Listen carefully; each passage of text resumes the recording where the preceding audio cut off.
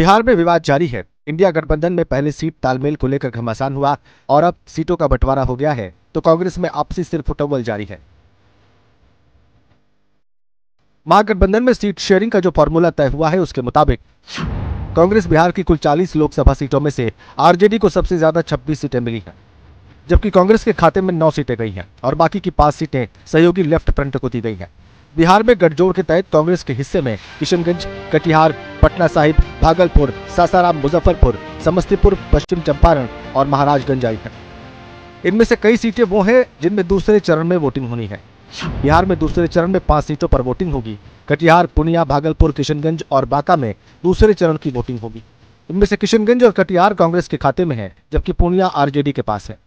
Purnia hot seat बन गई है। वजह पर हम बाद में बात करेंगे, लेकिन पहले ये जान लेना जरूरी है कि आज मिलाकर कुल 4 दिन बचे हैं, लेकिन बिहार के लिए कांग्रेस एक भी उम्मीदवार तय नहीं कर पाई है। आज सुबह 11 बजे दिल्ली में कांग्रेस केंद्रीय चुनाव समिति की बैठक होगी। बैठक में पार्टी अध्यक्ष मल्लिकार्जुन खड़गे, संसदीय दल के प्रमुख सोनिया गांधी, संगठन महासचिव केसी वेणुगोपाल सहित समिति के अन्य सदस्य शामिल होंगे। आज बिहार के 3 और ओडिशा के 18 उम्मीदवारों के नाम पर मोहर लग सकती है।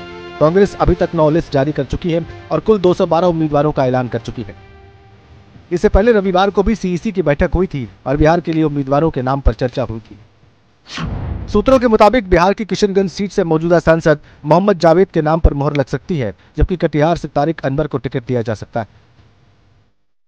बिहार को लेकर कांग्रेस फूंक फूंक का कदम रख रही है, क्योंकि पार्टी को टूट का खतरा महसूस होने लगा है और उसकी पहली वजह बनते दिख रहे हैं पप्पू यादव। पप्पू यादव बड़े तामझाम के साथ कांग्रेस में शामिल हुए।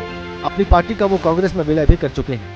उनको उम्मीद थी कि उन्हें पूर्णिया सीट मिल जाएगी, लेकिन आरजेडी ने उनके साथ खेला कर दिया और वहां से हाल ही में जेडीयू छोड़ आरजेडी में शामिल हुई विधायक बीमा भारती को पार्टी ने पूर्णिया से मैदान में उतार दिया।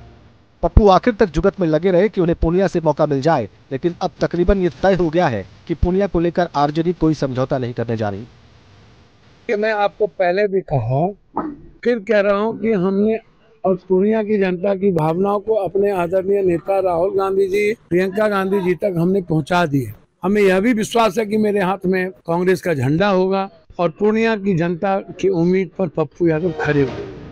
पप्पू यादव कसम खाते रह गए, लेकिन बाजी हाथ से निकल गई। पूर्णिया उनसे दूर हो गई। इस उम्मीद से कांग्रेस में पार्टी का विलय कराया, वो सपने भी टूट गए। सियासी ख्वाबों के टूटने का दर्द पप्पू यादव के बयानों में भी दिखने लगा है।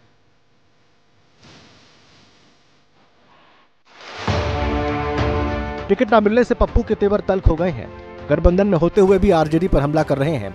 पप्पू ने तो यहां तक कह दिया है कि अगर बात नहीं बनी तो वो 2 अप्रैल को पूर्णिया से नामांकन दाखिल कर देंगे और जरूरत पड़ी तो वो कांग्रेस से इस्तीफा देकर निर्दलीय चुनाव लड़ेंगे।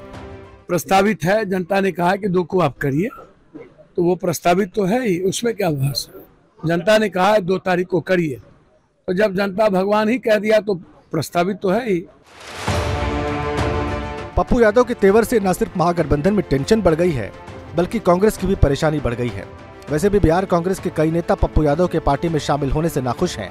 बिहार कांग्रेस के पूर्व अध्यक्ष अनिल शर्मा ने पार्टी से इस्तीफा दे दिया है और इसकी एक वजह पप्पू यादव को बताया है।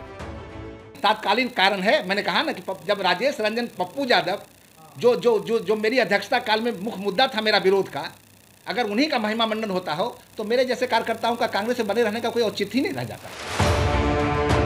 अनिल शर्मा ने पार्टी पर और भी कई गंभीर आरोप लगाए हैं और इस्तीफा दे दिया है। अब कांग्रेस आलाकमान क्या फैसला लेगा ये तो जल्द पता चल जाएगा, लेकिन सूत्रों के हवाले से खबर है कि कांग्रेस पप्पू यादव पर कोई समझौता नहीं करने जा रही। पार्टी पूर्णिया से पप्पू को सिंबल नहीं देगी, यानी गठबंधन की ओर से बीमा भारती ही चुनाव लड़ेंगी। ऐसे में पप्पू यादव को फिर से एकला चलो की राजनीति करनी होगी, जिसका पूर्णिया में फायदा सीधे एनडीए को होगा और नुकसान पप्पू यादव के साथ आरजेडी को भी उठाना पड़ सकता है।